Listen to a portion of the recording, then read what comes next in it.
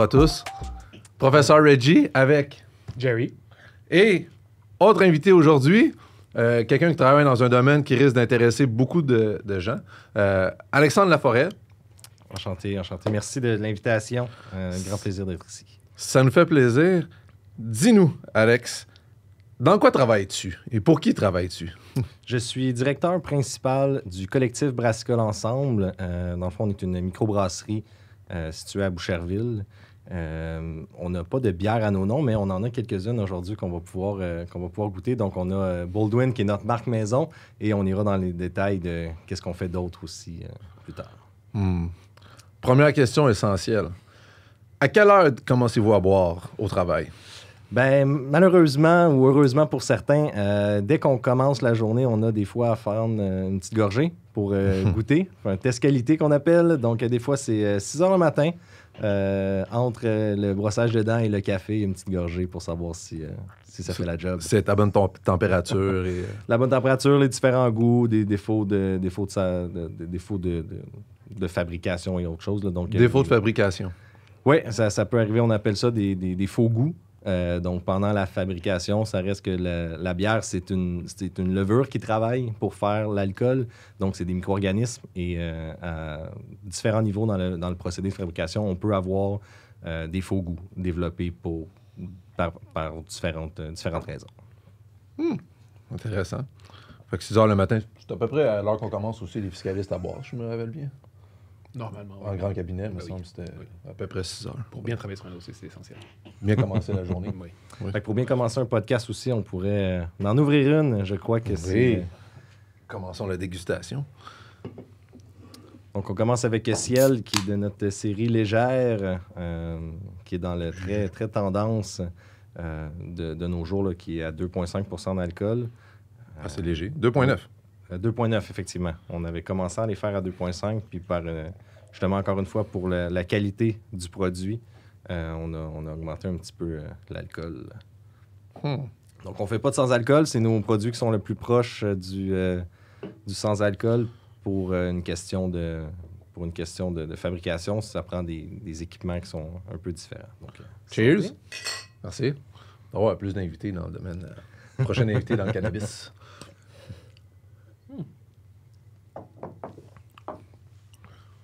C'est une bière blanche. C'est une bière blanche. On met des poires déshydratées à l'intérieur aussi. On le met à l'ébullition. Donc, je pourrais faire un petit recap de comment est-ce qu'on fait une bière. Oui, parce que là, on est en train de rentrer dans comment elle fait la bière, mais ce n'est pas l'objectif du podcast. Quoique c'est très intéressant. Tout d'abord, peux-tu un peu nous parler de toi, dans le fond, ton parcours académique et professionnel? Fait que, dans quoi tu as étudié, où est-ce que tu as travaillé, qu'est-ce que tu as fait, puis comment tu es arrivé comme directeur principal ou directeur général? Principal. J'ai quelques fonctions qu'un directeur général a que je n'ai pas. Donc, c'est une question technique, mais je reste que je chapeaute le collectif Brassicole dans son ensemble. Fait, parcours académique et professionnel. Donc, j'ai fait, à commencer par un préuniversitaire au collégial en sciences de la nature. Donc, le côté sciences m'intéresse beaucoup, qu'on retrouve aussi dans le milieu de la bière. Je me suis redirigé par la suite vers le côté administratif, donc un DEC-Bac en administration des affaires. Donc, j'ai un baccalauréat profil marketing. En sortant de l'école, j'ai travaillé chez BMR, donc dans la quincaillerie, pendant 2 ans. Donc, j'ai été gestionnaire de catégorie, donc comme on appelle acheteur, entre guillemets. Donc, j'avais différentes catégories dans le milieu, encore une fois, agricole, donc toujours dans le côté plus ou moins éloigné de l'alimentation. Et après ça, j'ai fait un petit peu plus qu'1 an en agence marketing web. La COVID est arrivée. J'ai eu un petit garçon en même temps, donc j'ai allongé mon congé parental et fait un cours en brasserie qui est à l'IBQ, donc un cours intensif de 1 mois où on va vraiment, de A à Z, être en mesure, si on veut, de partir sa brasserie et de bien comprendre le processus de brassage. Et j'ai rentré au collectif donc en octobre 2020. Comme brasseur et de fil en aiguille, j'ai pris plus de tâches administratives qui est vraiment ma valeur ajoutée dans mon emploi. Donc, après 3-4 mois, je faisais déjà les commandes, planification et jusqu'à directeur principal aujourd'hui. Et le collectif Brassicole Ensemble, c'est qui, eux? Si on veut, les microbrasseries au Québec, dans ma tête, il y en a des des centaines, je peux me permettre même. Je ne veux pas dire des milliers, mais Non, en fait, une couple de centaines. Il y a un petit peu plus de 330 permis de brassage. Donc, effectivement, il y a tout autant de marques de bière. Le collectif, en fait, c'est une entité qui détient des équipements de brassage et emploie les gens, la main-d'œuvre pour brasser.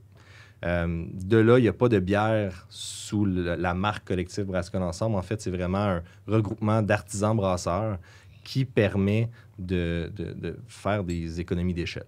On pourra rentrer encore une fois un petit peu plus en détail, là, mais on brasse 5 marques. Bière des Cantons, La Mimfré. On brasse les bières de Loop, donc Mission Loop, qu'on connaît très bien pour la récupération des fruits. Donc, avec leurs fruits, on fait des bières qui sont principalement des bières sûres ou des bières fruitées. Et pour continuer dans les mêmes valeurs que Loop, on récupère des pains qui sont près de la date de péremption, qui sont déclassés. Donc, on va dans un fabricant de pain, on ramasse les pains et ça nous permet d'utiliser un petit peu moins de céréales à l'intérieur pour faire leur bière. Après ça, on a Baldwin, qui est notre marque maison. Et on a Brasserie Générale, qui est une brasserie de Québec qui, ça fait à peine 2 mois. Donc, on fait un rebranding. Donc, primeur, on est supposé lancer dans quelques jours les nouveaux visuels. Donc, à l'intérieur de tout ça, le collectif est comme propriétaire de Baldwin, qui est notre marque maison, mais pas de tous les autres. Les autres marques ont vraiment un ADN spécifique parce qu'il y a un propriétaire de la marque derrière qui nous donne les visuels et qui nous donne la recette. Par la suite, c'est un clé en main. Donc, on brasse. Ça va même jusqu'à faire les contrats parce qu'encore une fois, on utilise de la céréale et des houblons qui proviennent de l'agriculture pour s'assurer d'avoir des produits de qualité et d'avoir les bons produits pour garder une stabilité dans nos bières. On a besoin de faire des contrats plusieurs années d'avance. On fait ces contrats-là, on achète, on fabrique, garde le contrôle qualité pendant le processus de fermentation, on met en fût, en canette, on distribue, représente, on collecte et on divise par la suite dans un principe de redevance. Fait que, dans le fond, ça, c'est les 5 ou 6 marques que vous gérez. Puis chaque marque peut avoir une multitude de produits, comme exemple. Oui, on a plus d'une cinquantaine de bières qu'on fait, en fait. Fait qu'en général, on a une dizaine par marque que par la suite, on va négocier avec les grandes chaînes, donc Sobeys, Provigo, Metro, pour s'assurer d'avoir le plus de points de vente possible, qui est ce qui est de plus difficile à avoir, c'est-à-dire un référencement, donc à la bannière Sobeys, Metro, Provigo, de dire « Mon produit, je veux qu'il soit dans tous les magasins de la chaîne. » Et à ce moment-là, quand il est référencé, tous les magasins l'ont dans leur système. Qu'ils le commandent ou non, c'est accessible pour eux, puis c'est beaucoup plus facile. Sinon, on fait ce qu'on appelle du backdoor. Donc, il y a beaucoup de termes anglais dans la bière, mais on y va dans du backdoor. Donc, on va dans le magasin, on dit « Voici mes nouvelles bières, rentre-les manuellement dans ton système. » Donc, quand on pense qu'il y a plusieurs centaines de détaillants au Québec, ça devient lourd de convaincre chaque détaillant.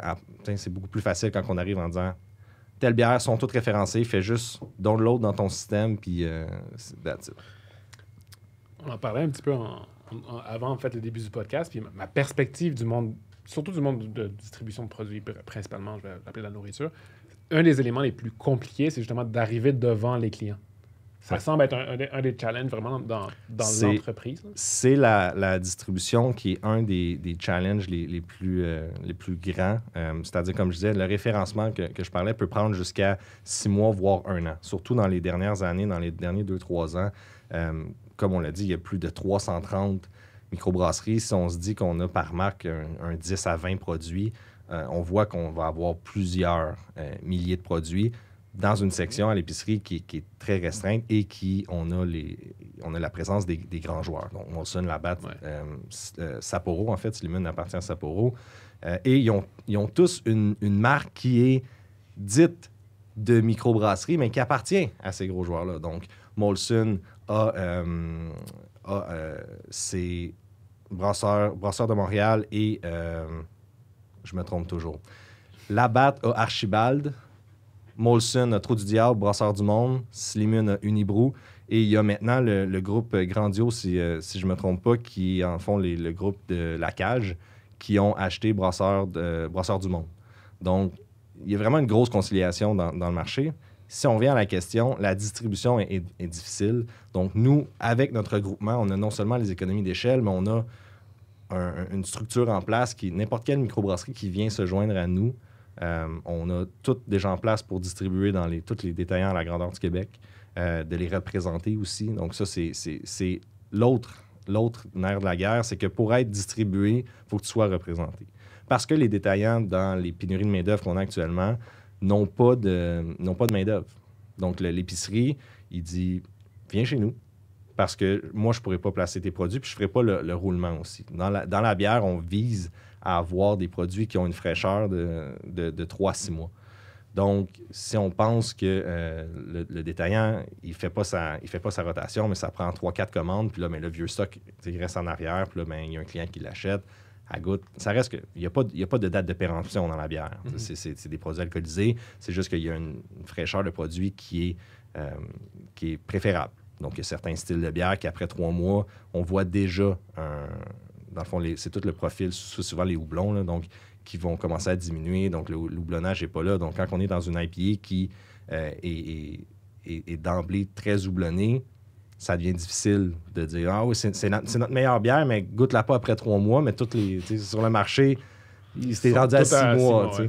Donc, c'est ça. Est-ce que tu dirais que pour un microbrasseur, on dirait qui se part, ultimement, c'est vraiment avantageux pour lui de passer par un, je sais pas, collectif, ou je l'appellerais comme un concentrateur comme vous, pour vraiment pouvoir éventuellement les distribuer, puis pas juste essayer lui-même de faire sa distribution.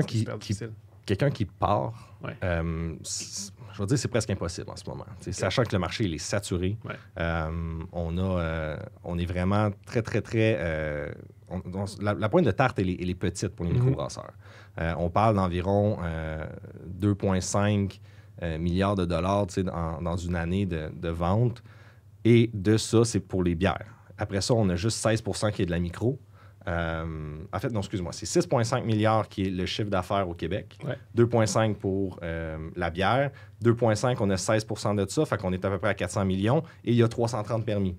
330 permis, fait qu'on est à peu près à 1 million par microbrasserie, ce qui n'est pas énorme. Donc, comme les détaillants ils ont du choix, si tu pars de zéro, tu ne seras jamais référencé. Fait que tu vas être bon dans ta région. Tu vas aller voir je sais pas, la vingtaine de détaillants qui sont dans un rayon de 15 km autour de la brasserie, dire « Je viens d'ouvrir ».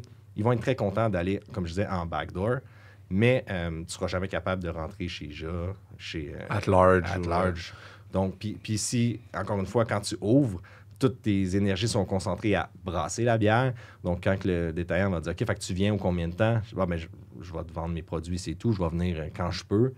Ben c'est là où ça devient irréaliste. Donc, en ce moment, il y a de la conciliation qui se fait.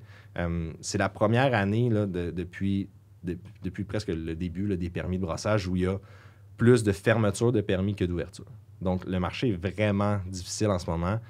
C'est en train de se consolider. Puis c'est pour ça que nous, on a de la place pour en ajouter. On a en ce moment 5 marques, mais on pourrait facilement se rendre à 8. On ne veut pas devenir trop gros non plus parce que on veut garder l'ADN de chaque marque et vraiment être imprégné de chacune des marques. Quand on regarde les Molson Labatt, où tu regardes leur marque sur leur site, le nombre de brands qui représentent, qui fabriquent, c'est des dizaines et des dizaines. C'est impossible d'aller rechercher toute l'ADN de chaque marque. Quand tu fais ça, tu arrives avec un portefeuille de produits, puis qu'est-ce que tu veux, puis that's it. Fait que c'est un peu clé en main. Fait que si moi et Jerry, demain matin, malgré que c'est saturé, on veut partir de notre microbrasserie, on crée notre recette, mais à partir du moment où on a créé notre recette, on vient vous voir, puis vous autres, vous faites la fabrication, la distribution, c'est clé en main, là. Fait que j'ai juste besoin de trouver une recette. Idéalement, oui. On va dire que techniquement, c'est comme ça, mais après ça, c'est on cherche à avoir quelqu'un qui a un peu d'historique parce que nous, on a des cuves qui sont dans le fond de l'ordre de 2500 litres. On travaille beaucoup en hectolitres, là, fait que faut juste que je fasse la... Tu peux parler en hectolitres, c'est correct. Donc, on travaille en 25 hectolitres. On a 20 cuves de 100 hectolitres. Donc, on travaille à des formats de 10 000 litres. 10 000 litres, ça représente entre 18 et 19 000 canettes au final. Fait que si je fais une bière puis que je te fais 20 000 canettes, tu vas la vendre où? Fait que c'est là où c'est compliqué. C'est pour ça qu'on cherche à avoir des gens qui ont un petit peu d'historique. On l'a fait dans le passé. On a parti d'une marque de zéro qu'on ne fait plus aujourd'hui. Donc, c'est un peu on apprend nos erreurs, donc pas nos erreurs, mais on s'est essayé avec une marque qui partait de zéro et ça devenait trop compliqué de nos jours. Quand je suis rentré il y a 4 ans, on pouvait sortir ce qu'on appelait des bières éphémères, puis les magasins étaient contents de dire c'est un produit avec quantité limitée, on l'a fait une fois, puis tout le monde se jetait dessus, super content. Maintenant, ce qu'ils veulent, c'est je veux absolument avoir de la récurrence, un produit qui fonctionne, puis qui va avoir un gros taux de vente. Là. Fait que le plus gros... excuse-moi. Vas-y. Le plus gros challenge, si je comprends bien, dans l'industrie de la microbrasserie, c'est vraiment, comme tu dis, la pointe de tarte, la part de marché. Exact. Puis, pour les microbrasseurs, ça va être quand même petit. Effectivement. J'ai compris un deuxième challenge également parce que les gros brasseurs s'improvisent microbrasseurs, donc ça crée probablement une dilution dans la demande. Souvent, quand on va dans un magasin, ça va être les grosses en-têtes de frigo, c'est écrit microbrasserie, puis ce que tu vois en dessous, c'est les gros joueurs. Il y a les joueurs médiums. Nous, on est dans les plus gros des petits. Entre Molson, Labatt et Sleeman, Sapporo, on a brasseurs RJ et Boréal qui sont quasi 10 fois plus gros que nous, mais qui sont quand même... qui ont des pratiques un peu plus artisanales comme nous on le fait. Parce que la grosse différence aussi, c'est que les gros joueurs, c'est pas des... C'est industriel. Là, c'est très industriel. C'est pas les mêmes procédés. La machine, c'est ça, la recette, c'est ça. Exactement. Puis ils ont une stabilité de produit. Bref, ils ont vraiment des procédés très, très, très différents des nôtres. Donc, il y a tous les gros joueurs qui vont acheter de l'espace tablette que nous, on n'a pas les moyens de faire. Donc, quand on arrive avec un magasin où il y a 40 pieds de tablettes, où on a la moitié qui sont achetés par les gros joueurs, puis l'autre partie, les joueurs moyens, parce que quand je dis que les gros joueurs, c'est vraiment les marques. Là, les marques de Molson et Labatt, donc de la Coors qui est là, de la Bud Light. Après ça, on a les micros des gros joueurs, puis nous, on a un petit espace. Fait que quand on est 330 à se battre pour ce petit espace-là, où il y a peut-être l'espace pour une centaine de produits, mais juste nous, on arrive avec 5 marques, avec 50 produits, ça marche pas. Et donc, c'est vraiment en ce moment, puis de plus en plus, l'espace, il est acheté. Même chose, nous, on a deux marchés dans la bière. On a le CSP, qui est la consommation sur place, donc tout ce qui est restauration, et le CAD, donc les détaillants. On parle beaucoup des détaillants depuis tantôt, mais l'autre portion aussi sont très agressifs, les gros joueurs, parce que dans le CSP, eux achètent les lignes de fût, et puis pour des années. Donc, quand on cogne aux portes, heureusement, depuis quelques années, les gros joueurs ont laissé 1 ou 2 lignes de dire « Vous avez le droit de prendre de la microbrasserie parce que c'est normal, la clientèle est là, puis c'est qu'il n'y a plus un restaurant qui va dire « Ah oui, je ne prends que les gros joueurs. » Donc, on a accès à ça, mais c'est 1 ou 2 lignes sur souvent 15 lignes de fût des fois. Fait qu'un ou 2 produits pour 330 personnes qui se battent. Exactement. J'aime comment c'est les gros joueurs. Je te laisse. Je te laisse 2 lignes. Je te laisse 2 lignes, là. Compte-toi chanceux. Moi, aujourd'hui, je pars à un bar ou un restaurant, puis je vais presque me faire imposer 8 lignes sur 10 de gros brasseurs. Sinon, je ne les imposes pas. C'est juste que c'est la clientèle. Le monde veut une Coors Light. Ils veulent quelque chose parce que je veux pas. Je pense que le prix... grosso modo, si moi je veux une Coors, ils vont me dire ouais, mais tu vas rentrer également X, Y, Z. Exact. Ils vont acheter la grosse portion. Puis, ils peuvent te payer plus cher aussi. Là. Ils vont ta ligne, on va te payer tant. Tu sais que l'artisan va te payer. L'artisan, je peux me permettre. La microbrasserie va payer moins. Et aussi, ça, on va rentrer dans le prix parce qu'on va rentrer plus dans l'aspect financier, marketing. Absolument. Le prix d'une bière microbrasserie, est-ce que c'est plus qu'une bière classique? Et là, quand je parle de classique, je parle justement le Molson, Labatt. Tu utilisais le terme artisan, c'est vraiment comme ça qu'on se... Je l'ai dit tantôt, on est des artisans brasseurs. C'est comme ça qu'on se promouvoit, puis c'est comme ça qu'on veut être vu aussi. C'est un des problèmes en étant le plus gros des petits. Des fois, on est boudé, on est regardé de travers en disant « Ah ben oui, on le sait bien, oui, mais on brasse exactement de la même manière, même si la personne, je parlais de 2500 litres de système de brasse qu'on a. Il y en a qui brassent en 300, 400 litres. On brasse de la même manière, c'est juste qu'on le brasse à plus grande échelle. On parlait des prix, effectivement.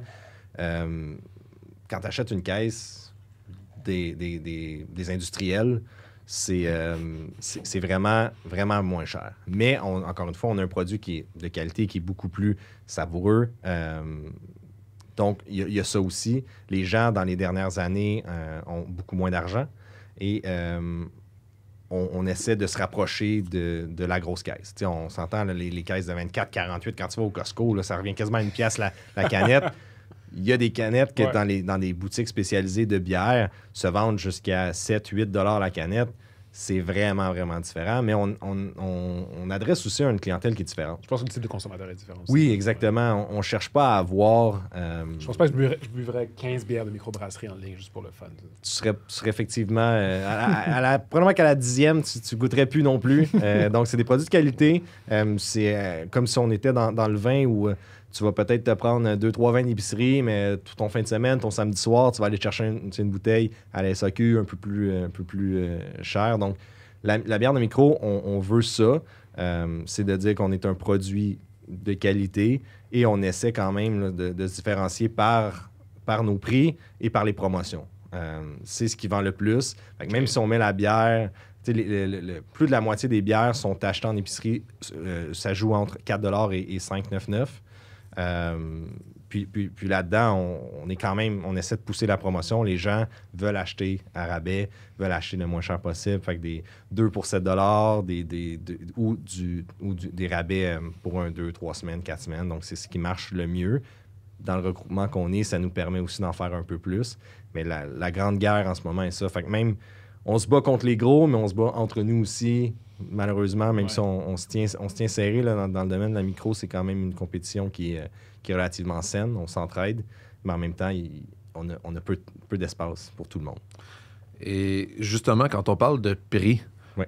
si on rentre maintenant plus dans la mécanique, comment vous déterminez le prix de la canette que vous allez vendre? Est-ce que vous partez... Bon, on sait que ça se vend entre 4 et 190, entre 4 et 6$, on va dire. Là.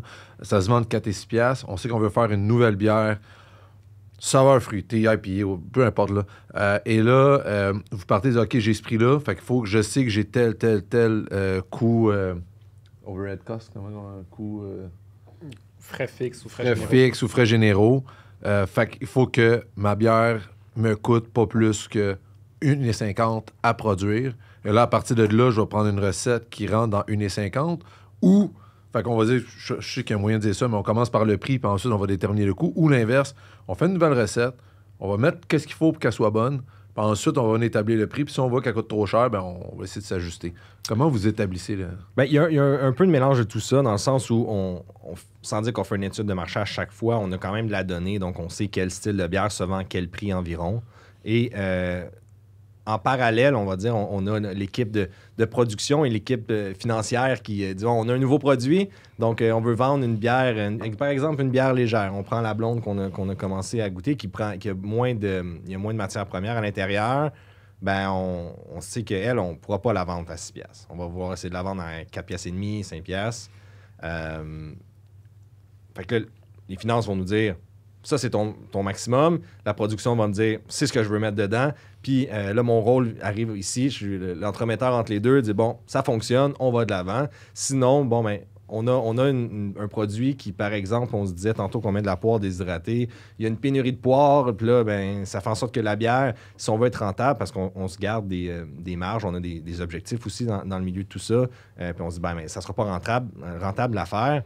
Ben là, c'est d'essayer de voir. Est-ce qu'on est capable d'augmenter le prix? Sinon, on n'aura pas de vente ou ben, on va essayer de changer les matières premières. Donc, on a un peu un mélange de tout ça. Donc, on se fixe quand même des objectifs. Dans le domaine, ça reste qu'on est une usine de fabrication. Donc, dans le domaine manufacturier, il y a des barèmes. Là, donc, si tu veux être rentable, ben, entre 50 et 65% de marge, c'est ce que tu vises.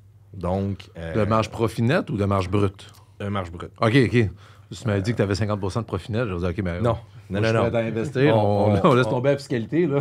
On va se faire une microbrasserie. Là. Non, on est quand même, c'est pas si... pas que c'est pas rentable, mais c'est quand même pas si profitable. Donc, on cherche cette marge-là pour nos frais fixes. Donc, vraiment les frais de nos coûts de marchandises vendues. Là. Donc, les frais qui sont directement reliés à la production. On essaie de sortir avec un 55, 60 de ça. 65, évidemment. Fait qu'on a des barèmes. Et avec ça, les matières premières puis les prix sur le marché, on a des bières qui sont hyper fruitées où on met des centaines de kilos de fruits à l'intérieur, mais on le sait, le fruit va coûter très cher. Nécessairement, une bière aux fruits, on peut se le permettre, mais la clientèle est prête aussi. Elle le sait qu'une bière qui est très fruitée va pouvoir être vendue à 5,50, 6$. Donc, il y a un peu de tout ça mélangé. On a des barèmes, on cherche à être rentable. Encore une fois, si on a des bières qui sont des bières fortes, on vient rechercher un nouveau membre qu'on introduit, puis que c'est une bière qui coûte cher à faire, mais que c'est elle qui est le plus grand vendeur, bien là, on peut se permettre de dire que, bon, mais elle va avoir une marge contributive à la fin qui est quand même importante à cause du volume. Bon, mais elle, on va peut-être diminuer un peu sa rentabilité, mais au final, elle va être très, très bonne pour nous. Je vais ramener ça. T'as un background marketing, fait que je vais ramener ça très théorique. Mais avant même de rentrer là, juste un élément que je vais expliquer, parce qu'on a parlé de marge brute, marge nette. Qu'est-ce que ça veut dire? Juste pour les auditeurs qui sont moins familiers avec ça. Quand on regarde l'état des résultats d'un produit d'une entreprise, l'état des résultats, c'est quoi? C'est là qu'on voit nos ventes, moins nos dépenses. Qu'est-ce qui me reste à la fin? Est-ce que j'ai fait de l'argent ou je suis à perte? Auquel cas, je revois mon modèle. Marge brute, marge nette, qu'est-ce que ça veut dire? Mais lorsqu'on regarde un état des résultats, on a ce qu'on appelle au début notre chiffre d'affaires, donc toutes nos différentes sources de revenus. Et ensuite vient, tu l'as mentionné l'expression, le coût des marchandises vendues. Fait que ça, c'est ma matière première, ma main-d'œuvre pour la fabrication et mes frais généraux de fabrication. Tout ça, ce sont des coûts variables généralement qui sont rattachés à la fabrication de mon produit en tant que tel. Et lorsque je fais mes ventes moins l'ensemble de ces coûts-là, le coût des marchandises vendues, j'obtiens ma marge bénéficiaire brute. Et c'est là qu'on parlait d'à peu près 50 %. Mais c'est pas tout. Après, il y a autre chose. Il y a ce qu'on appelle en anglais les overhead costs ou les frais d'exploitation. Je pense que c'est le bon terme. Nous, on appelle les frais généraux de fabrication. C'est pas des frais, c'est des frais fixes, en fait. C'est ça, les frais fixes. Puis là, dans le fond, et ces frais-là, ben, ça peut inclure, par exemple, les salaires administratifs qui ne sont pas liés à la production, ça peut inclure le loyer, ça peut inclure la promotion, ça peut inclure frais de bureau, frais postaux, bref, le reste des frais, en fait. Va rentrer là. Et à la fin... Pour faire justement ce qu'on appelle nos coûtants, donc nos prix de revient, c'est très simple. Si on arrête de produire pendant un mois parce que la saison est morte, on ferme la production. La clé, hein? Qui travaille encore? Exact. Ça, c'est les frais fixes. Tu vas continuer d'avoir ton contrôleur, ton technicien comptable, tu vas continuer d'avoir ton président, tu vas continuer d'avoir des gens au marketing. Ça va coûter cher parce que tu produiras... Tu produiras pas, c'est juste des dépenses. Là. Exactement. Ton loyer va encore être là. Tes intérêts sur tes prêts, tous ces frais-là continuent d'être là. Fait que marge brute versus marge nette. Merci, tu nous as donné l'opportunité d'éclaircir cet élément-là. Je reviens maintenant. Si on est plus, on parle de marketing. Tout entrepreneur qui examine son plan marketing, qu'on va appeler plan marketing, plan d'affaires. Si on rentre dans le détail, c'est différent. Le plan marketing fait partie du plan d'affaires, mais souvent, quand on va demander un plan d'affaires, on va parler de plan marketing.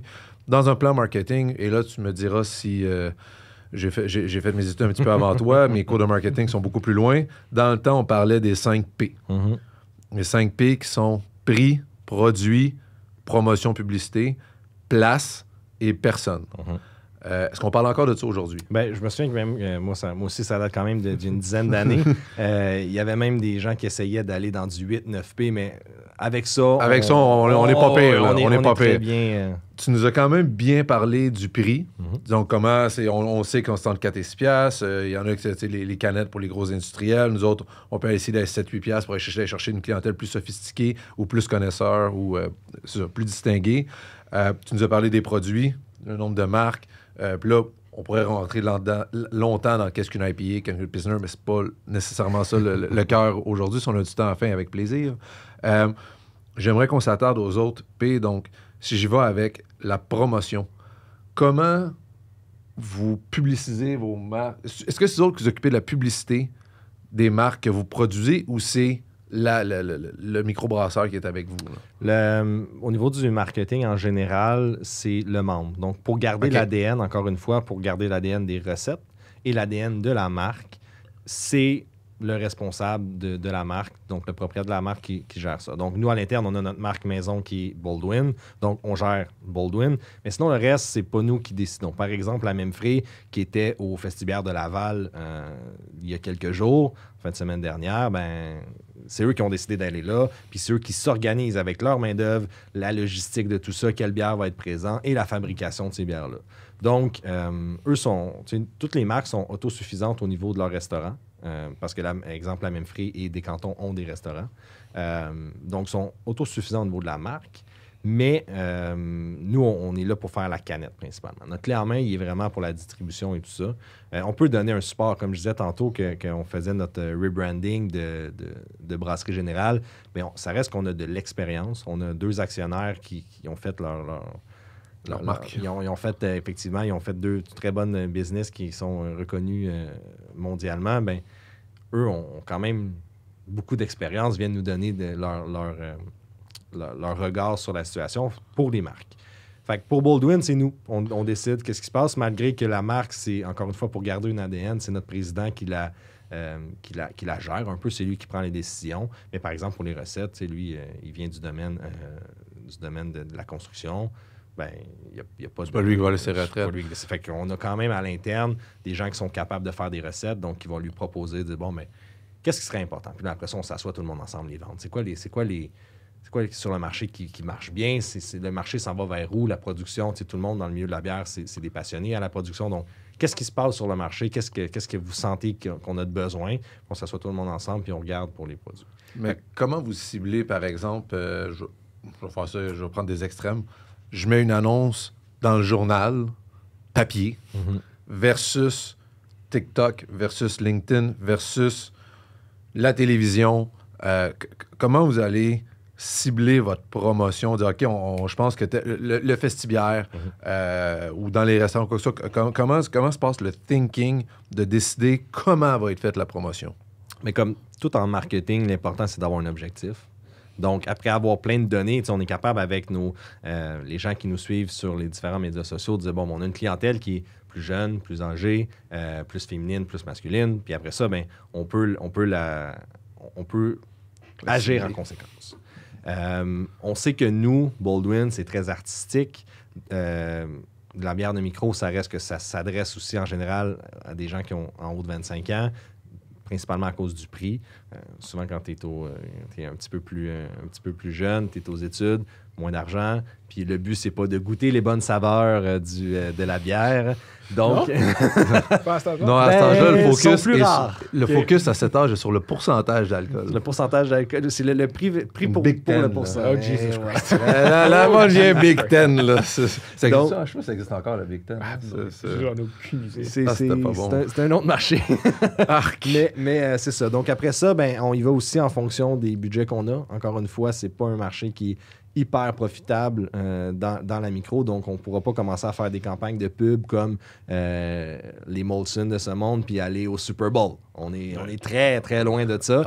Donc, on fait ce qu'on est capable avec les moyens, avec différentes pubs. Puis on le sait, les médias sociaux, c'est hyper important. Après ça, c'est juste d'utiliser la bonne stratégie pour aller rechercher le bon média parce que il y a tellement de plateformes en ce moment que tu dis, bon, ben, la clientèle que je sais me suit, m'achète, elle est où? Puis on adresse après ça qu'est-ce qu'on veut faire. Est-ce que c'est un concours? Est-ce on est très axé aussi, les bières, nos bières Baldwin sont biologiques. On est aliments du Québec et non aliments préparés au Québec. Ça fait en sorte qu'on a 85% de matières qui sont du Québec. Biologique, c'est 95% des matières premières qui sont certifiées biologiques. Donc, on a ce côté-là très environnemental qu'on pousse de l'avant. Le côté artistique, Baldwin, c'est notre slogan, c'est boire bon et agir. Donc, on veut faire boire bon, donc boire une bonne bière, c'est très simple. Ce qui est plus compliqué, c'est d'agir. Donc, nous, ce qu'on veut en disant agir, c'est en tant que consommateur, achetez-nous. C'est déjà une très bonne action parce que vous achetez une bière qui est au Québec et qui fait attention à la planète. Puis par la suite, bien, nous, on essaie d'agir dans ce sens-là. Donc, on a depuis quelques semaines un éco-centre interne. Donc, on ne fait plus affaire avec les gros joueurs qui viennent juste chercher un gros conteneur à l'extérieur. On trie nous-mêmes nos matières premières. Donc, on sait chaque matière est revalorisée à quel endroit. 100% de nos matières premières organiques, par exemple, sont recyclées et revalorisées. Donc, c'est là où on va beaucoup axer nos communications, notre marketing. Et on a un visuel qui est très artistique. Donc, chaque visuel, c'est pas un infographiste ou un graphiste qui va le faire de manière numérique. C'est vraiment un artiste Elliot Lafrenière, qui fait nos visuels. Donc, il y a vraiment une démarche artistique en arrière. Et il y a même sur chaque canette un petit poème qui... fait que, tu sais, chaque visuel a son histoire. Et c'est ce qu'on essaie de faire vivre. On a des histoires de la marque et chaque canette a son histoire. Donc, tu pourrais... C'est Ouais, c'est... C'est le même poème, par contre. Non, c'est pas le même poème. Chaque canette a... C'est le... OK. poème. Je regardais le Bourbon et Agir. Non, mais c'est ça, le Bourbon et Agir. Comme si on dit, fruit de notre terroir, cette bière est brassée artisanalement avec des céréales biologiques cultivées et maltées au Québec. Ça, c'est partout pareil. Ça, c'est partout. C'est le un poème peu... Puis on a un petit code QR qui nous renvoie. Encore une fois, quand on parle de marketing, c'est une des manières aussi relativement gratuite. Ça reste que ça coûte de l'argent imprimé sur l'étiquette, mais on redirige vers notre site web où il est très, très, très détaillé en termes des actions qu'on fait, puis des partenaires qu'on a. Quand que je parlais aussi Aliments du Québec, souvent, la bière est d'ici. Bon, mais c'est des ingrédients d'ici. La plupart des bières vont utiliser des matières qui sont, on va dire, pan-canadiennes, américaines ou même d'outre-mer. Ça reste que la bière a beaucoup d'histoire au niveau de l'Europe. Donc, il y a des matières premières qu'on veut d'origine, de où ça vient. La Pilsner qui vient de Pilsen, mais on se dit, bon, le grain qui vient de là, ils savent ce qu'ils font. Ça fait des centaines d'années qu'ils sont reconnus pour leur bière. Donc, on les fait venir. On brasse avec ces grains-là pour aller chercher une bière qui est similaire à ce qui se faisait dans ces coins-là. Donc, marketing, ça ressemble à ça. Donc, on a un axe déjà prévu qui est le culture et l'agriculture. On veut cibler les gens qu'on sait sont intéressés par nos produits. Puis après ça, bon, il va avec les moyens, les budgets à nos budgets disponibles. À la hauteur de vos ambitions. En tant que marketing, plus de manière générale, dans un marché comme celui de la bière qui est saturé, est-ce que tu dirais que c'est vraiment la clé, la communication, pour pouvoir se démarquer? Parce que tu disais le prix, on doit se battre sur le prix, mais il y a une limite au prix qu'on peut aller chercher à cause des coûts de production. Oui. Dans un deuxième temps, la place, on disait oui, mais il y en a beaucoup contrôlés par des grandes personnes. Fait que j'ai l'impression que le seul levier sur lequel, on va dire, un entrepreneur peut vraiment pousser, c'est vraiment la communication.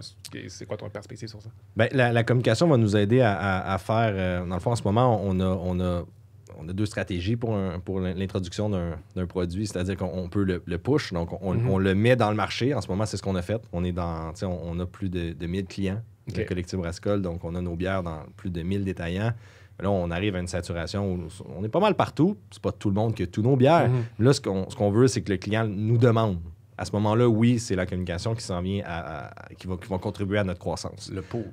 Le pool, exactement. Fait qu'on push, on essaie de créer avec le pool, mais encore une fois, même si le client le demande, mais que le détaillant, il n'y a plus de place parce que les gros joueurs ont déjà acheté tout l'espace, fait que ça devient c'est un mix. Ça, c'est un mix produit. Ouais. Les 5 P, on a besoin de chacun des P.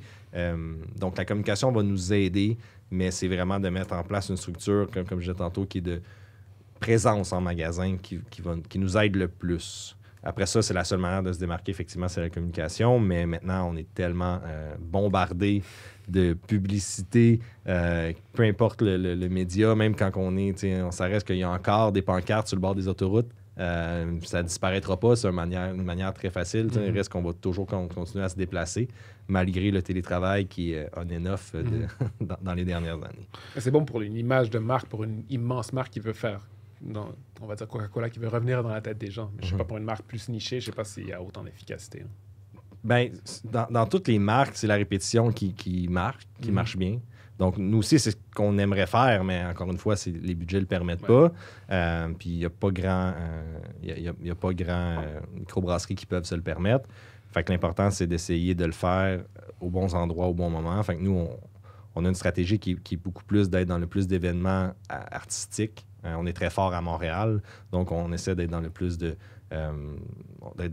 galeries d'art, de musique underground. Fait que nous, avec Baldwin, on n'est pas dans les festivals de bière. Parce qu'on essaie d'avoir des styles de bière qui sont un petit peu plus accessibles. Puis on veut vraiment aller de l'avant sur les valeurs. Donc, on cherche souvent, quand on fait justement notre marketing, on essaie d'aller cibler un persona. Donc, on choisit, on va dire Alexandre, 35 ans, travaille dans tel milieu, habite à tel endroit. Ben nous, notre persona, en fait, on en a plusieurs parce qu'on cherche plus un mode de vie. Notre persona, il n'est pas délimité par un âge, un sexe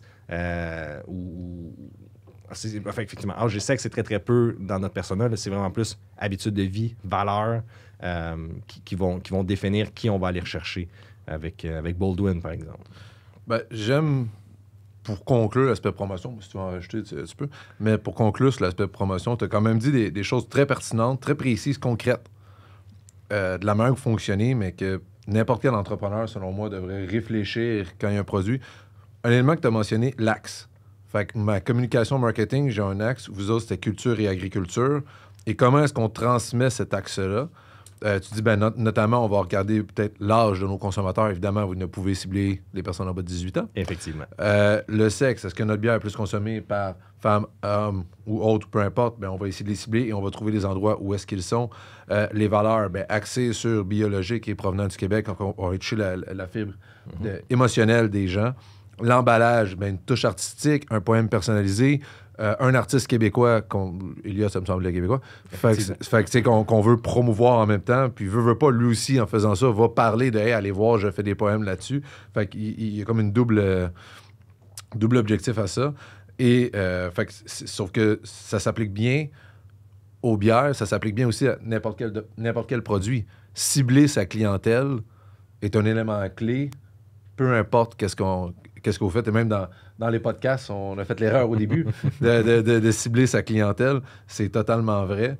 Fait que ça, c'est vraiment, je pense, le plus important. Puis qu'est-ce qui est à retenir. Puis j'aime beaucoup aussi l'initiative que tu as parlé. Je n'étais pas au courant, mais dit, on va aller cibler les galeries d'art, on va aller cibler. Puis ça revient un peu à un autre podcast qu'on avait avec Capital de risque. De dire, c'est quoi ton game changer dans ton ton plan d'affaires. Donc, j'ai un produit, puis là, tu l'as dit, la compétition est féroce. Tout le monde est dessus. Tout le monde va au festival de bière. Tout le monde va aller dans les événements où il va y avoir de la bière. Puis là, c'est d'essayer de te différencier parmi tous tes compétiteurs qui sont là en même temps. Mais où est-ce qu'on peut aller trouver un endroit que les autres n'y sont pas puis qui n'ont pas pensé? Galerie d'art. Nous, dans le domaine de la bière, surtout de la microbrasserie, il n'y a pas de fidélité. T'sais, on s'entend, comme encore une fois, il y a tellement de microbrasseries, il y a tellement de sortes de bières par microbrasserie que, oui, il y en a que tu as l'habitude. Donc, je vais chercher ma Nord-Amérique, je vais la chercher pour mon vendredi soir, c'est la valeur sûre. Après ça, OK, je m'en vais dans un endroit où j'ai que ce soit l'environnement, que ce soit j'ai pour un mets particulier. Mais en général, les gens qui consomment la micro veulent goûter. Donc, par la nature même de nos produits, c'est difficile d'avoir un client qui vient à tous les semaines, par exemple, à la boutique. Nous, on n'a pas de restaurant à Boucherville, mais on a une boutique où les gens peuvent venir acheter et repartir avec des canettes pour chez eux. Même si on a... Oui, mais merci. On a beaucoup de... Non, mais elle a une petite ambiance. Je l'ai déjà visitée. Puis elle a quand même une petite ambiance. Elle n'est pas grosse, elle est intime, mais même, je pense, des fois, des petits événements, je pense que vous avez le droit d'organiser. Oui, on fait la location de salle, effectivement. Oui, ça, la petite location pour 20-30 personnes. Ouais, ça vaut quand même... Un maximum, selon les services incendies, de 45. Mais effectivement, 45 on est... quarantaine de personnes, ça rentre bien. Là. Oui, avec l'été, porte ouverte, on peut aller un peu dehors. Mais c'est ça, on essaie de se différencier. On parle beaucoup de la guerre sur les tablettes ou avec les lignes de fût en restauration. Mais il y a aussi d'autres marchés qui sont, par exemple, la canette personnalisée. Donc, on a 50 produits. On a à tous les ans plein d'entreprises qui viennent nous voir, qui nous disent « Hey, je vais faire des cadeaux, je veux une bière à mon nom. » Parfait. Donne-moi un design d'étiquette. On t'aide à la faire parce qu'il y a vraiment même beaucoup d'éléments légaux à mettre sur la canette. Fait qu'on aide à faire l'étiquette. Puis, il pourrait avoir, par exemple, une bière de Juscalis, un podcast qui pourrait être donnée comme vous voulez. Fait que vous venez nous voir. Puis... Le prix est en fonction du volume, là, mais il y a énormément... T'achètes une palette de... C'est combien une palette? 20 000 canettes, c'est un petit peu beaucoup. On pense pas... dans 3 mois, right? C'est ça, je la pense dans 3 mois. Déjà, une palette, c'est 2000 canettes. Quand même. À une palette, tu as le meilleur des prix, on s'entend. Mais on a déjà fait là, des gens qui veulent, sont prêts à payer 10$ la canette. J'en veux 30. C'est une gang de boys qui vont à la pêche à chaque année. Fait que quand ils ont été à la pêche, il y avait leur canette avec leur face dessus. Fait qu'ils étaient bien contents. Fait que, c'est quand même pas... C'est cool, ça. Ça, c'est le fun. Des produits personnalisés. C'est ça, tu aurais dû en parler pour la différenciation des produits. Vous pouvez faire des canettes personnalisées. On fait les canettes personnalisées. La recette aussi est personnalisée. La recette, non, parce que on le fait avec 2 clients qui sont des clients restaurateurs, donc on fait une recette juste pour eux. OK. Sauf que eux, on le sait, parce que le plus petite batch qu'on fait, 2500 litres, ça donne 350 caisses, ça donne à peu près 4000 canettes. 4000 canettes, il faut que tu sois capable de le passer. Puis souvent, 4000 canettes... Une fin de semaine, 3 boys. Une fin de semaine, 3 boys, mais il y a aussi le principe de développer la recette. Il y a quand même beaucoup d'argent derrière ça. C'est ça que je me demandais, si vous aviez des recettes personnalisées. On le fait, on est capable, sauf que dans le marché, c'est quand même plusieurs milliers de dollars de développer une recette. Mais j'imagine qu'il y a un choix de recette. Oui, exact. Mais en fait, tu peux choisir, voici les choix. On regarde, tantôt, on a une ligne de produits d'environ une douzaine de recettes. Ben, tu te dis, bon, mais tu veux... Il n'y a pas de start, mais on a une bitter, on a une rousse. La Massif des Roses. Je suis pas fan des blondes. Donc, c'est ça. Donc, on fait ça, qui est quand même un marché qui nous permet de se différencier. Comme avec le volume qu'on a, on peut mettre l'étiquette qu'on veut dessus. On peut... Merci. C'est un bruit qu'on aime entendre. C'est un bruit qui sonne fin de semaine. Exactement. Nous, puis, étant donné, c'est le dernier enregistrement. Ça veut pas dire que c'est le dernier épisode, mais c'est le dernier enregistrement de la saison. Fait que... On se revoit pas avant 2 mois à peu près, fait qu'on... On célèbre. En plus, je suis pas venu en char. Cheers. Donc, c'est ça. Donc, pour se différencier, on a ça. On a les bières personnalisées, on a les fûts qu'on est capable. Puis après ça, ben, on aura beau dire toutes les belles valeurs que j'ai véhiculées tantôt, mais puis la qualité de produit aussi. Avec la grosseur qu'on a, on a un contrôle qualité qui est beaucoup plus important que la plupart des microbrasseries. Donc, on a 15 points de contrôle, de 11 à 15 points de contrôle pendant du début à la fin du processus, ce qui, un petit microbrasserie ne peut pas se le permettre. Puis, on a un électromécanicien sur place, par exemple. Comme ça, nos machines sont toujours en maintenance. Si une maintenance, elle est faite à temps, souvent dans les petits micros, ben, ton électro, c'est ton brasseur qui, quand il est capable, il va regarder En fait, c'est beaucoup du... Quand ça brise, on répare. Donc, nous, le on brasseur, c'est le gars de TI. Dans les très petites... Les vrais c'est aussi le contrôleur. Il fait tout, le brasseur. Il fait tout. Mais ça amène justement au dernier P, parce qu'on a parlé des prix, produits, promotions, place. Personne. Et là, par personne, on entend justement les employés, principalement le brasseur. À quel point... C'est sûr que le brasseur est important. Effectivement. Mais une recette, ça s'achète. Fait que quelqu'un qui a une bonne recette, qui a un contrat de confidentialité, d'exclusivité sur cette recette-là, quelle est l'importance du brasseur? Sinon, après le brasseur, ce serait qui la personne clé? Mais le brasseur est à plusieurs niveaux parce que oui, on a des brasseurs qui peuvent développer des recettes. Mais après ça, faut quand même la faire. Puis pendant le brassage, la seule heure qu'on est capable de donner au brasseur, c'est à quelle heure il commence. Parce que il peut arriver plein de choses pendant le brassage, autant des bris mécaniques que des problèmes de brassage, qui font en sorte qu'une bière, normalement, c'est 8 heures à faire. Ça peut prendre 15 heures. Parce qu'on a, par exemple, de la filtration, puis je n'irai pas trop dans les détails, mais l'eau passe à travers le grain, puis là, ben, des fois, le grain, il fige. Puis là, ben, l'eau passe plus, ben, l'eau passe pas, ça fait pas de mou, ben, il n'y a pas de bière. T'sais. Donc, dans le brassage, c'est autant le développement de la recette, mais que ce genre de choses-là, quand je parlais de défauts de saveur, ben, si la filtration se passe pas bien, mais il peut y avoir des défauts qui vont se faire dans la bière. Après le brassage, encore une fois, je pense qu'on est dans le côté vente, c'est-à-dire que si tu auras beau avoir le meilleur produit du monde, si tu n'es pas capable de le vendre, il ne sert à rien et vice-versa. Donc, je crois que chaque département de l'entreprise est hyper important parce qu'après ça, entre les deux, on parlait tantôt, est-ce que notre contrôleur qui va nous dire est-ce que la bière a fit est-ce qu'elle est profitable ou non, ben on aura beau encore une fois, on a le meilleur produit, on le vend pas cher, mais on fait pas d'argent avec, il ne sera pas longtemps ses tablettes. parce que la compagnie va fermer. Fait que je dirais que c'est un bon travail entre brasseurs et vente qui est très important dans les très, très petites... en fait, dans la plupart des microbrasseries, c'est souvent la même personne. Le brasseur qui va développer, il va peut-être avoir quelqu'un qui va l'aider à produire, mais c'est lui qui va aller cogner aux portes pour essayer de vendre. Ça devient... ça fait que notre people, c'est la même personne, autant à la production qu'aux ventes, mais c'est les éléments qui, je pense, qui doivent être contrôlés au niveau du people dans nos 5 P. Moi, j'ai terminé mes 5 P. C'était des questions, sinon je vais continuer. Je vais te laisser continuer tes questions, honnêtement. On a passé à travers les 5 P. C'est sûr que... Est-ce que tu décris un peu la réalité du brasseur qui fait tout? J'ai l'impression que c'est toutes les startups. La personne fait un peu tous les rôles jusqu'à ce qu'il soit capable de spécialiser puis de faire comme, moi, j'amène le plus de valeur là. Effectivement. Je suis capable d'aller me chercher quelqu'un qui fait cette tâche-là. On le vit, on reste qu'on est une PME. On est peut-être plus dans le moyen que dans la petite, mais il y a beaucoup de...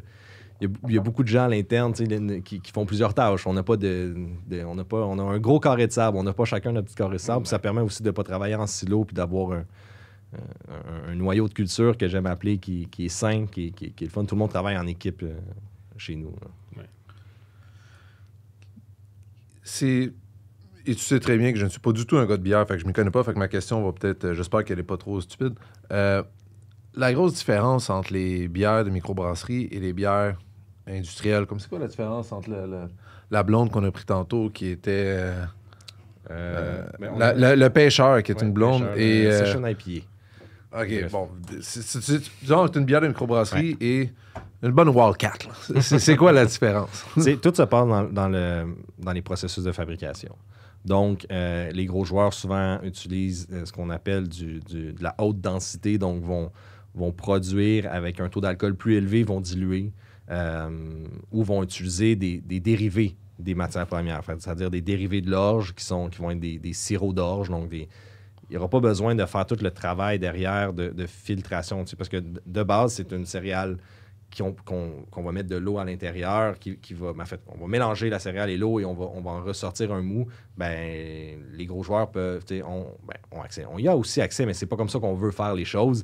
Des sirops de malt, des huiles doublons, des arômes naturels. Donc, ils vont essayer de vraiment diminuer le coût au minimum puis d'augmenter le processus de fermentation. Parce qu'une bière, ça peut prendre, en moyenne, ça prend entre 10 et 14 jours à faire. Si on contrôle bien, en fait, les processus, ou il y a des shortcuts qui sont possibles qui vont donner des bières un peu comme on a sur le marché, qui sont des industriels, entre autres, c'est ça. C'est très différent des nôtres, mais ça coûte beaucoup moins cher. Et aussi au volume, évidemment, les volumes qu'ils ont, ça permet... Les marges sont plus basses, mais à cause du volume, ils peuvent aller... Effectivement. Ils ont accès à des prix beaucoup plus intéressants. Donc, c'est vraiment beaucoup dans le processus de fabrication. Y a-t-il un pourcentage d'alcool maximum pour une bière?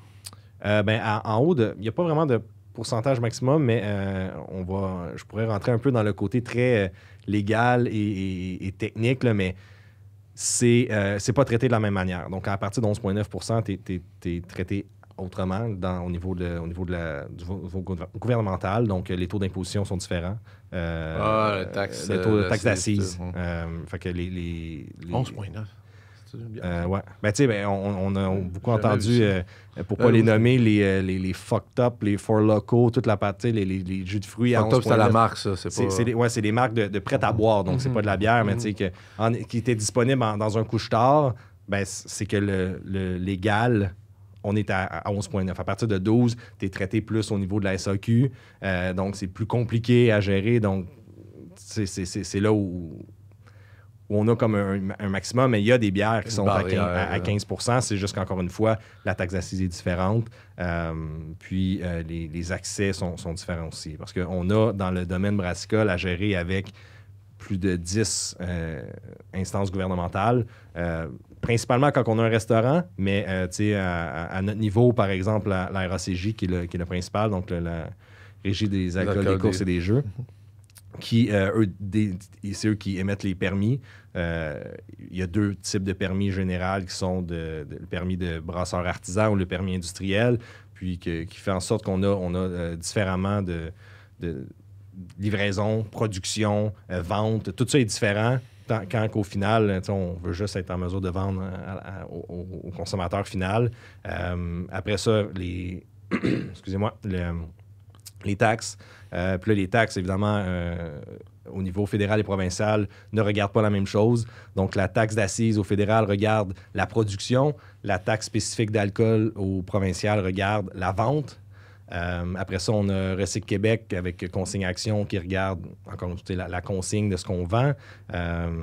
Donc, il y a toute cette complexité-là au niveau gouvernemental là, qui vient rajouter dans nos... à chaque fois qu'on veut vendre un produit, il faut aller se rasseoir, regarder qu'est-ce qu'on peut faire, comment est-ce qu'on va le faire, parce qu'on ne peut pas non plus livrer comme on veut. Dans l'alcool, il faut un permis, premièrement, de distributeur avec la personne avec qui on va vouloir faire la distribution. Après ça, si on veut que ce distributeur-là ou ce transporteur-là ait des stocks chez lui, il faut faire un permis d'entreposage pour lui permettre d'avoir nos produits chez lui en consigne, parce que ce distributeur-là ne pourrait pas nous acheter et les revendre parce qu'on est responsable des bières que l'on fabrique.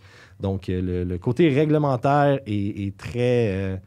très poussé et met beaucoup de bâtons dans les roues. J'ai compris ultimement que si on revient plus sur ton point de vue personnel qu'entreprise, tu t'es vraiment distingué dans ton milieu en alliant un peu le monde des affaires. Puis c'est rare de voir quelqu'un qui a un bac en marketing, puis également une spécialisation en brassage. Je présume que c'est quelque chose qui t'a permis de te démarquer par rapport à ta compétition. Qu'est-ce que tu penses de cette stratégie-là pour quelqu'un, disons, qui se partirait en affaires, de vraiment aller chercher ce que j'appellerais stacker, je ne sais pas comment on pourrait dire en français.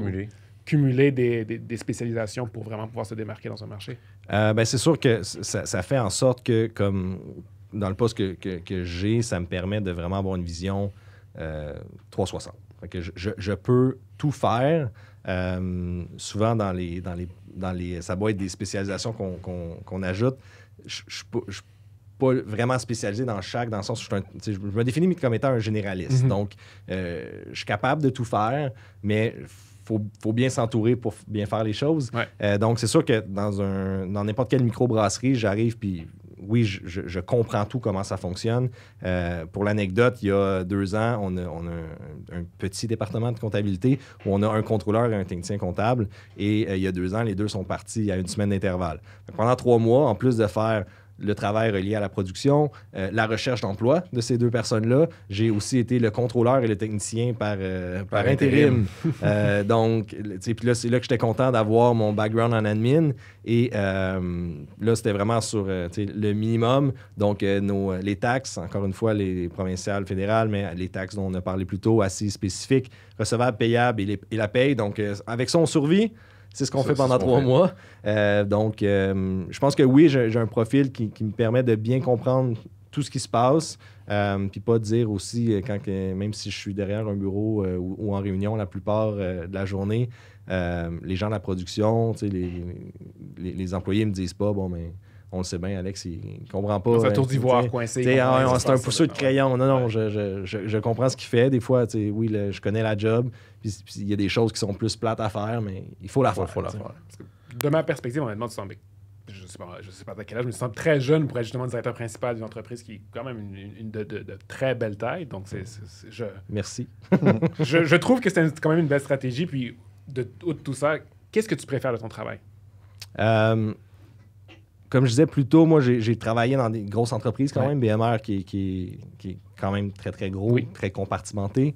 Puis maintenant, en PME ou au poste que j'ai, je peux toucher à tout. Et en fait, j'ai un impact sur tous les départements.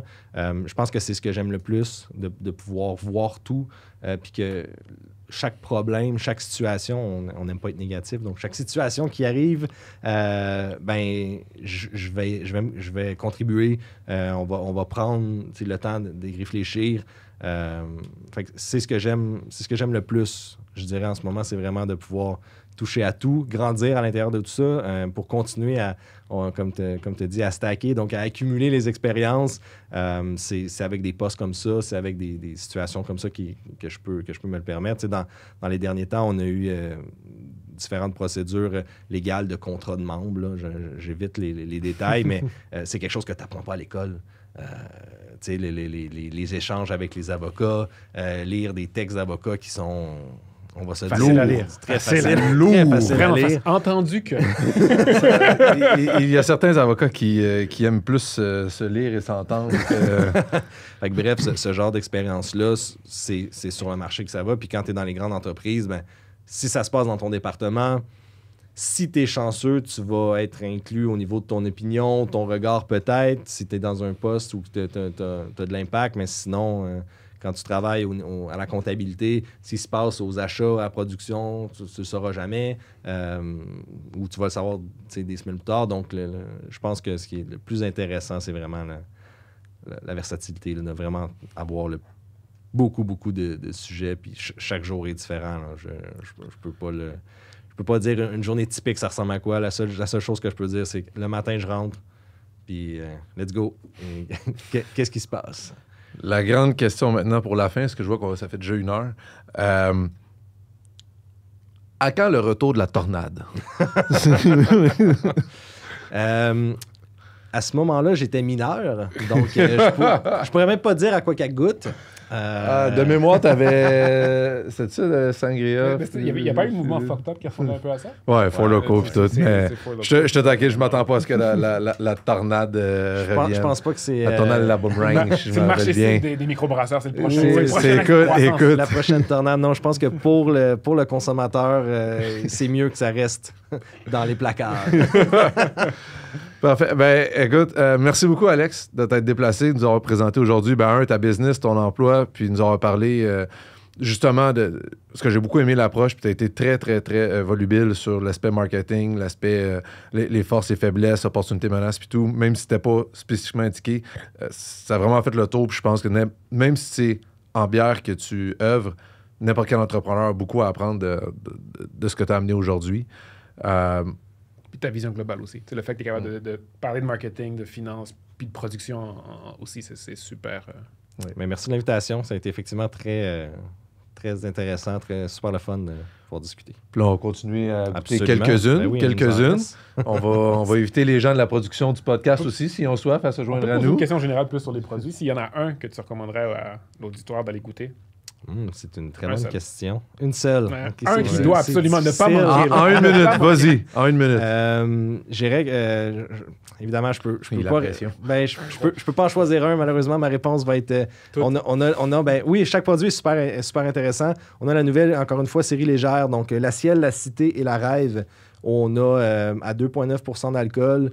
Une blonde citronnée, une blanche avec un petit côté poire et une cold IPA, donc une IPA qui a une belle personnalité, un beau profil organoleptique et encore une fois à 2,9% d'alcool. Donc, Regarde, on va devoir parler de ça après le podcast.